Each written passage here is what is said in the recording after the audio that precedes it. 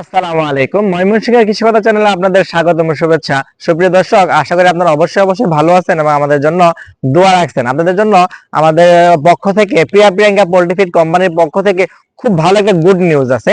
খুব ভালো একটা গুড নিউজটা আপনাদেরকে শর্ট ভিডিওতে দিব, আপনারা জানতে পারবেন যে গুড নিউজটা কি।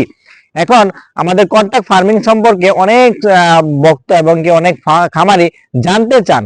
এখন আমাদের যদিও বিগত অনেক পিছনে ভিডিও আছে, তারপর আপনাদেরকে বলতেছি কন্ট্রাক্ট ফার্মিং এর যে সিস্টেম গুলো এটা অবশ্যই বলবো। তার আগে আমরা যে ফার্মে আসছি এই ফার্মের যদি আপনার ম্যানেজমেন্ট সম্পর্কে একটা আইডিয়া দিই, খুব একটা ভালো সাইড, একটা এডুকেটেড পার্সন, একজন খামার।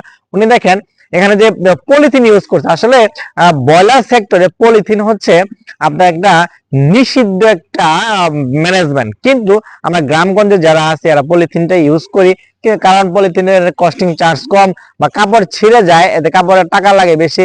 কিন্তু পলিথিনটা আসলে ব্যবহার করা ব্রয়লারের জন্য কোনো ক্রমে ফলপ্রসূ নয়। এটা আসলে আপনার জন্য খারাপ একটা দিক। কিন্তু আমরা প্রান্তিক পর্যায়ে যারা খামার আছে, যেমন এই খামারটাতে মাত্র 600 থেকে 700 মুরগি পালন করতে পারবো, 800 স্কোয়ার ফিট জায়গা। শীতে ধরেন আপনি 1.1 স্কোয়ার ফিট হলে 800, আর গরমে হচ্ছে 600 মুরগি পালন করতে পারে। কারণ এই খামারি যদি উনি টিন দিয়া আপনার খামার দিছে, এবং আদর্শও বলা যায়, কারণ যে ফ্লোর থেকে ওনার দূরত্ব উচ্চতা হইতেছে 8 ফিট। ওনার একটা গুড সাইডটা কি, যেটা আপনাদের মাঝখানে শেয়ার করার জন্য ভিডিও করা, সেটা হচ্ছে উনি দেখেন ভিতরে যে রশি বাঁধছে, যে ভিতরে যে উনি দড়ি দিছে, এই পলিথিন গুলো উনি উপর থেকে নিচের দিকে নামাইবে।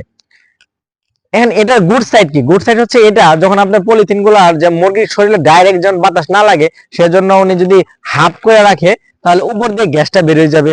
আবার উনি এখানে আবার একটা পার্টিশন রাখছে, পলিথিন দিছে, এই পলিথিনটা যখন উনি আবার গরমের দিন মোড়ায় রাখবে, উপর থেকে গ্যাসটা বের হয়ে যাবে। এটা একটা গুড সাইড। অনেকে করেন কি, উপর থেকে নিচে, মানে যখন পলিথিন আমাদের আগলা ঘর খোলা লাগে তখন নিচে এরকম করে বইলা এখানে রেখে দেন, যা নিচ দিয়ে সরাসরি মুরগির শরীরে বাতাস লাগে। এটা কিন্তু মানে আদর্শ ভিতরে পড়ে না। যারা নতুন খামারি হবেন তারা পদ্মা ম্যানেজমেন্ট এইভাবে করবেন। পলির কথা কিন্তু আমরা সাজেস্ট করতেছি না, প্রিয়াঙ্কার পক্ষ থেকে আমরা পলির কথা সাজেস্ট করি না, কিন্তু যারা প্রান্তিক পর্যায়ে খামারি আছে বলে দিয়ে দেন, তাদের প্রতি এটা আমাদের পরামর্শ যে পলিটা সিস্টেম করবেন উপর থেকে নিচের দিকে দেওয়া। সবচেয়ে বেস্ট হচ্ছে কাপড় দেওয়া, পর্দা বা কাপড়, এটা সবচেয়ে বেস্ট। পলিটা হচ্ছে আপনি না যদি পারেন তখন। তো এই ম্যানেজমেন্টটা সিস্টেমটা ভালো লাগছে, এবং এই সিস্টেমে আপনি মুরগি পালন করলে ভালো লাভবান হবেন। এবং যারা আমাদের নতুন খামারি যারা হইতেছেন, যারা আমাদের ভিডিও দেখে নতুন খামারে উদ্বুদ্ধ হন বা নতুন খামার দিতেছেন, তারা পর্দা ম্যানেজমেন্টটা করবেন, যে উপর থেকে নিচের দিকে আসেন, নিচে নামাইতে পারেন, এইভাবে সিস্টেম করবেন, তাহলে ভালো ফিডব্যাক পাবেন ইনশাল্লাহ।